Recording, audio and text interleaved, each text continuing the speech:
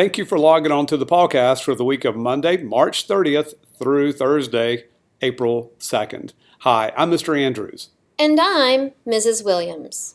And here's what's happening on our team this week. In reading this week, we will be looking at a story called The Hindenburg. We'll be doing some vocabulary work, some fact and opinion, some compare and contrast, and some cause and effect. Students also have their third quarter writing assessment due on Monday. They've had plenty of time this week to work on that, so hopefully they can finish that up and get that turned in. Also, please make sure that your child has turned in all of their DC work. Trying to get grades and everything closed up so that we can start fourth quarter nice and fresh. This week in math, we're going to be talking about polygons that are of the two-dimensional type. We're going to be concentrating on triangles and quadrilaterals and how we can classify those based on their angles, by their sides, and whether those sides are parallel or perpendicular to each other. We'll do this on Monday and Tuesday, maybe a little bit on Wednesday, and hopefully we'll have an assessment on Wednesday. I know most of us would like to have at least one more test grade and the averages before the end of the 9 weeks, which also occurs this week.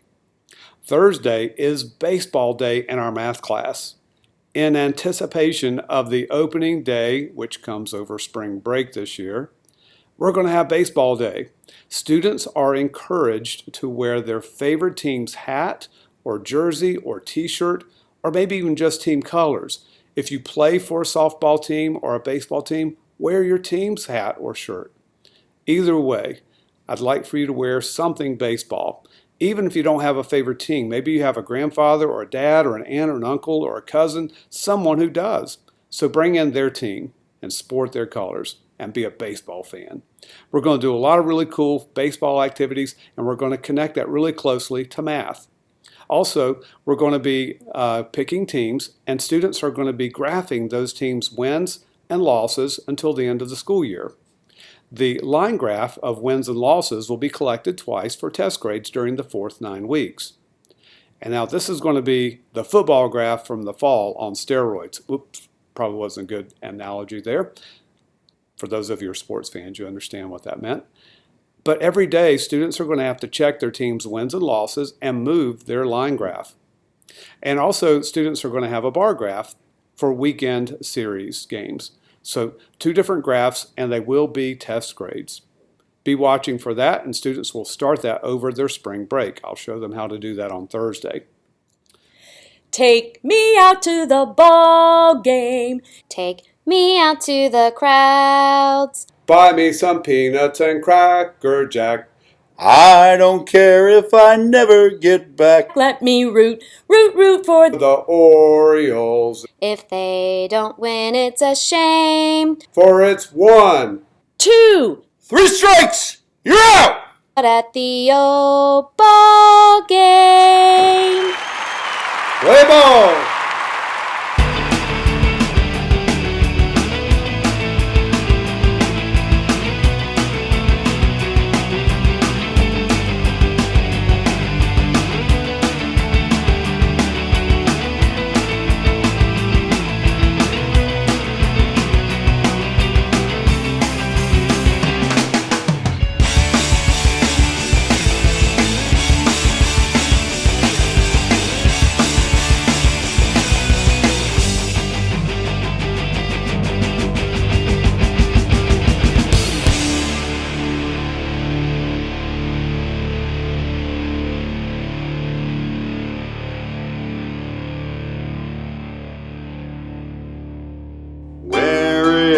Mr. Andrews, he's in the U.S., he's at a capital. Oh, which one will we learn about this week?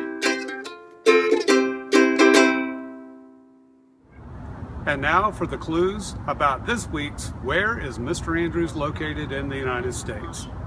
Clue number 1. This state is known as the Old Line State. Clue number 2. There are 41 states that are larger in size than this state. Clue number 3.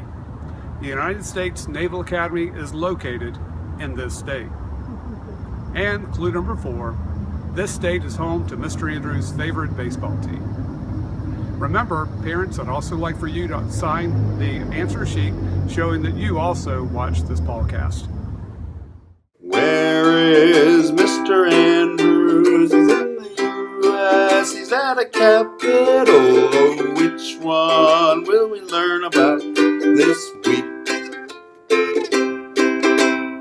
Let's all have a great week together, and let's all get the big paw.